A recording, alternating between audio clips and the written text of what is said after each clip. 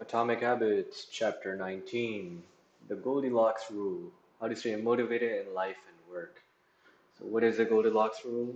It's when humans experience peak motivation when working on tasks that are right on the edge of their current abilities, which means that the task is not too hard or not too easy. A good example could be, let's say, you enjoy playing tennis. Playing tennis with a 4-year-old would be too easy. But playing tennis with a world-class athlete like Serena Williams would be extremely difficult, and both of these matches would demotivate you in one way or another. One way or another, excuse me.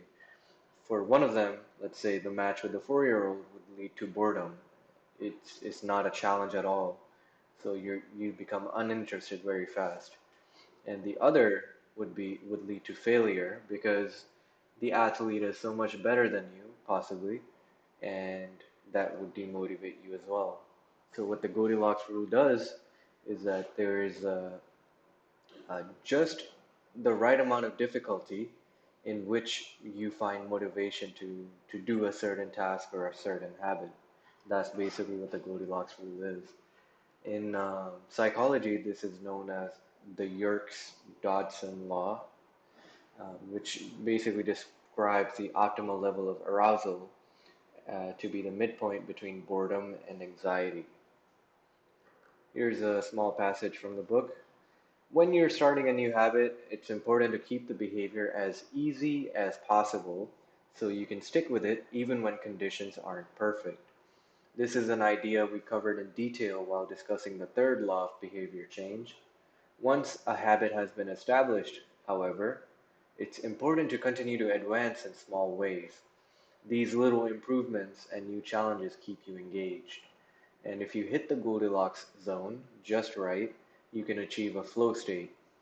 Flow state is a very popular concept nowadays, but just to explain it, flow state is the experience of being, quote unquote, in the zone and fully immersed in an activity.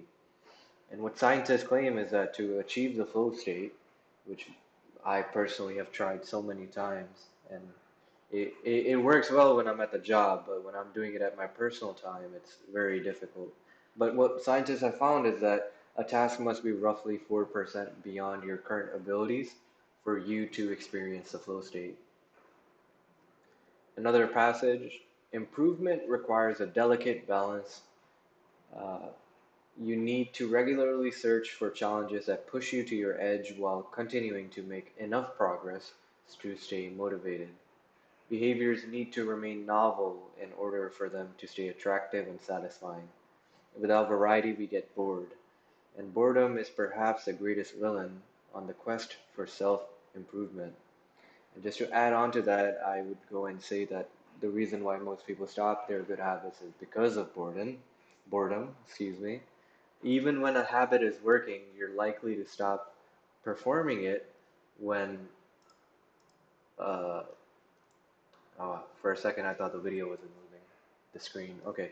Yeah. So what I was saying is even when you're performing a habit and you see progress, but boredom takes over, you're unlikely to perform that habit because it's not giving you that uh, mental stimulation.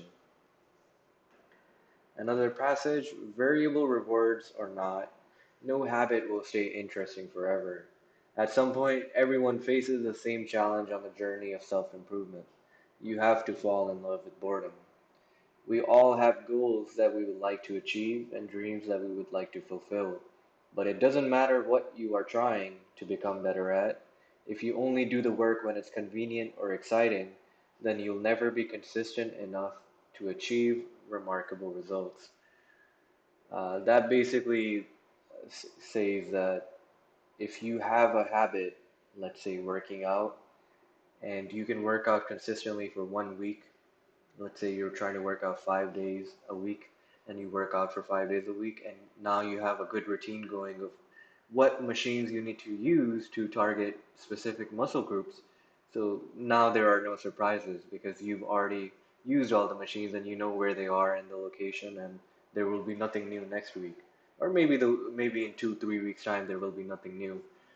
At some point you're going to start getting bored because there is no element of surprise. There's no mental stimulation of repeating a workout. So what James Clear says is that if you can figure out how to keep yourself motivated through that boredom, that phase of boredom, that's likely when you see real progress.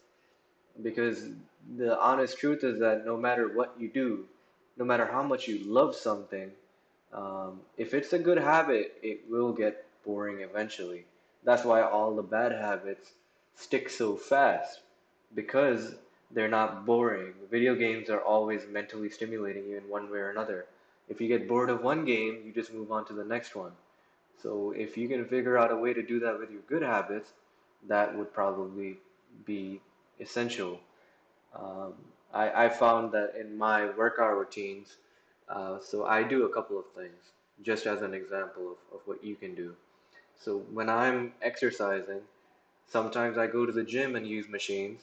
Sometimes I work out at home with just dumbbells, with specific exercises that I, let's say, saw on YouTube or a friend of mine told me about.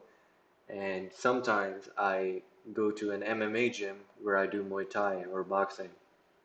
So this uh, these three different environments keep me mentally stimulated enough to keep exercising weekly or daily. Because if I get bored of the gym, I can just work out at home with dumbbells. If I get bored of simply using weights, I can go and exercise at the MMA gym. I have these options available to me because I know that if I were to uh, go to the gym and only the gym, it would get boring very quickly. I'm just that type of person. I have low tolerance, and it is something that I'm trying to work on. But you have to come to terms with what your characteristics are, and then try to work with them, and not try to work against them. As soon as you figure out your shortcomings, you can either try to fix those shortcomings if there is a fix for them, or acknowledge the fact that these shortcomings exist and you need to reshape your environment or your habits to accommodate those shortcomings. So that's basically what I did. I knew I couldn't just keep going to the gym, so now I have many options. Sometimes, another thing I do is there's a fourth option. So if I don't want to go to the gym or the MMA gym or work out at home, what I do is I can spar with a friend of mine who also goes to the MMA gym. So we just go to, let's say, a turf field, a soccer field, a football field, whatever you want to call it. We go on a field on open ground. It's outdoors, and we just spar. It's light sparring. It's not too heavy, but it gets us sweating, and that's still exercising, and we're out in fresh air, and that's enough to basically keep me interested because it's a brand new environment. So you could do that with many different habits. If you enjoy reading books, what some people do, they're parallel readers. What that means is that they read multiple books at the same time, usually two. If you are reading one book and you get bored of it, you switch to the other book. Kind of like TV shows, how some people enjoy watching multiple TV shows at the same time, while there's others who only like watching one TV show at a time.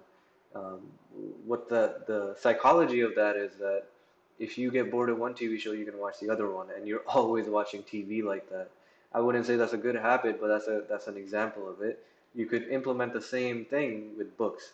Let's say I'm reading one self-help book, like let's say Atomic Habits, and I get absolutely bored with it.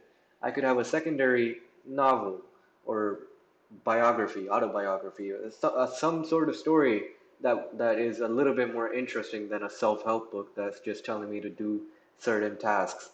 Um, so that's what I do. I'm a parallel reader. I do read Atomic Habits sometimes, and when I do, I make sure to record a video on it. And other times, when I don't feel like reading Atomic Habits, I read another book, which could be an autobiography, like I said, or a novel. A good novel to start with is The Alchemist. It's a very short story, and it's a great introduction to books if you don't like reading. It's it's honestly one of the the most well-known books that exist. But I'm just going off on a tangent. this was Atomic Habits, chapter 19. It was a fairly short chapter. Um, I think James Clear is basically just giving the last few bites of information before he closes off this book. I believe we have one or two more chapters left after chapter 19, which I'll be covering very soon. So until then, thank you and have a nice day.